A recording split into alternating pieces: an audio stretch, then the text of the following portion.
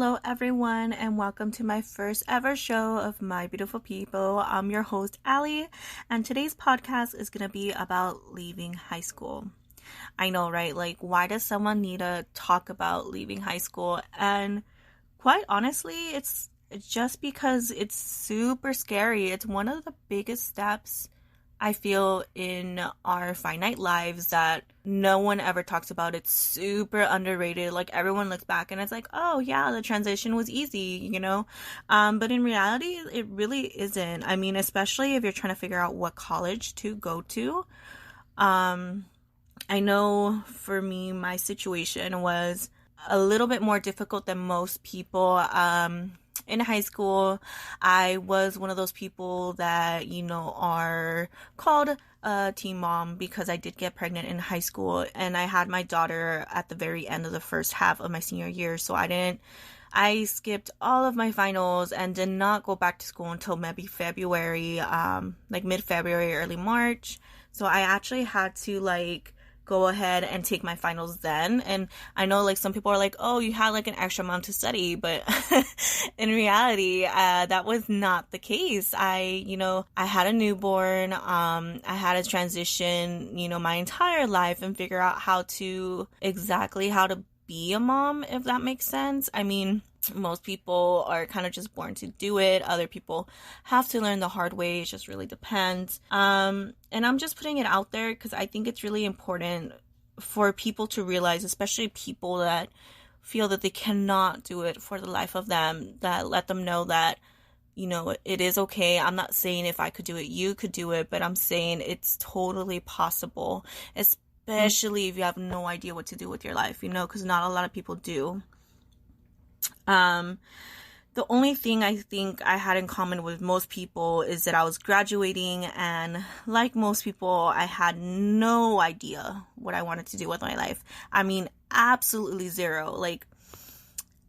I knew of the things I wanted to accomplish. I knew of the dreams that I had because, and since elementary, we're always asked, what do you want to be when you grow up?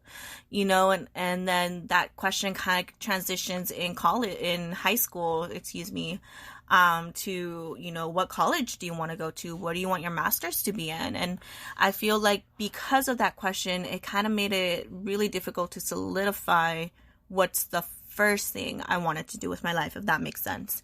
A lot of people just want a 9-to-5, same work every day, receptionist job, office job, they want to be a nurse for the rest of their lives, and kudos to you guys, because you guys literally know what to do with your lives. But people like me who are creative minds, who's always on the go, who literally have so much they want to do, it's really hard to pick which one to do first.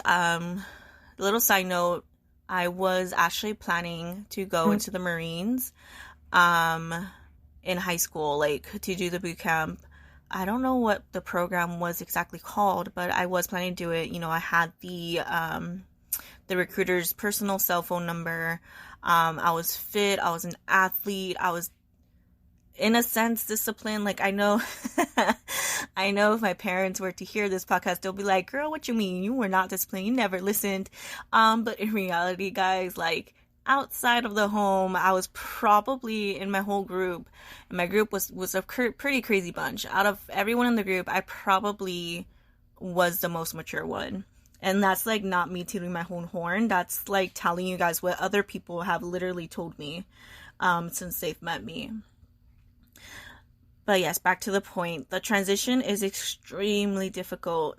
And, some of us do need a break after high school. And that's okay too. A lot of people in this society, in this day and age, do get trash talked and looked down on because they decide to take a break after high school because they don't know what they want to be, because they want to work and at least get money so they could buy a car and, move out of whatever situation that they're in right now. And that's totally fine. I, for one, and am totally a fan of that. You know, some people don't go to college and they're extremely successful, and then some people, you know, get halfway there and then go back to school, and that's perfectly fine too.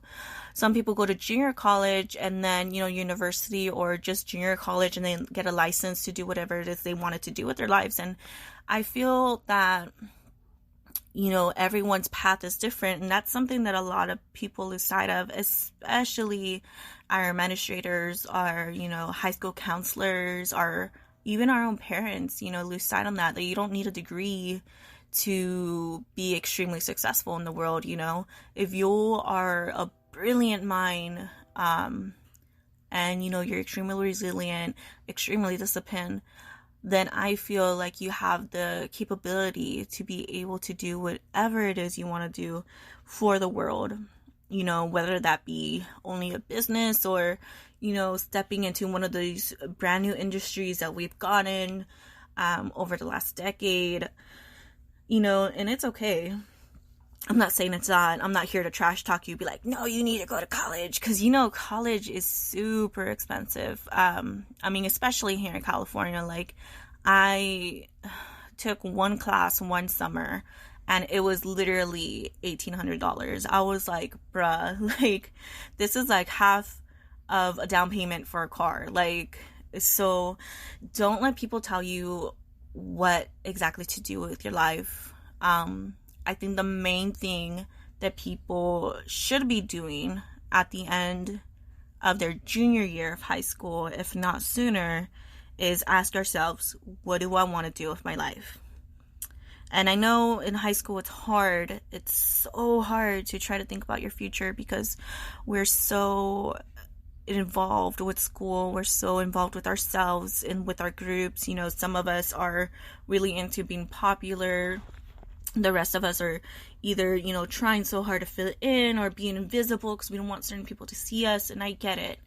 I was not the popular person in high school. You know, everyone knew me because of the guy I dated and because of my older brother. And that is not necessarily something I enjoyed, if I'm being honest. Not a lot of people know this, but I was actually bullied because of the both of them. I'm not going to go into details about that, because it is a really dark time for me to talk about. And if I'm being honest, it's something that I'm still working through today. But I was bullied because of the both of them.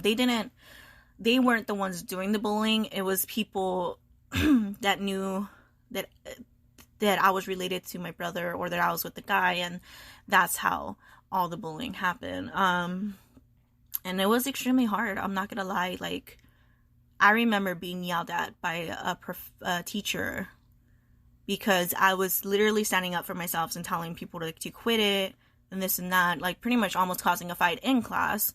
And the teacher straight up told me that I had to calm down, or I was going to be sent to the back office for the rest of the day. Like, what kind of message is that? You know? And I feel like that's probably one of the reasons why I had issues in high school. So you could only imagine what my mindset was, you know, after I became a mom and thinking about what college to go to. Like, if I'm being honest, I was not accepted to any of my top 5 colleges at all. I was accepted to a university, a Cal State, yes. Why was I accepted? Because, again, I was one of the most mature people in the group, which also meant that I actually, you know, did all my homework and did my work and did things that I knew was going to get me into college. And the other thing to think about is not everyone has that kind of mindset, and not everyone has that kind of opportunity, and it's okay. You know, it's okay. You know, if you're coming out of senior year and you don't know what you want to do with your life, that's perfectly fine. Why do you have to be 17 and have your life set? If I'm being honest, at the age of 22, I don't even have my own life set, you know. I mean, yeah, I'm still a mom. I can't turn that off. Yes, I have a job. I can't necessarily quit because I have a daughter.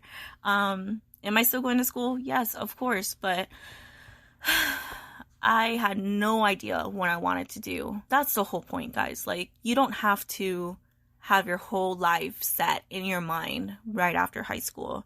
You know, that's something I feel that we need to do better in asking our younger sisters, if your parents, asking your kids, what do you want to be when you grow up?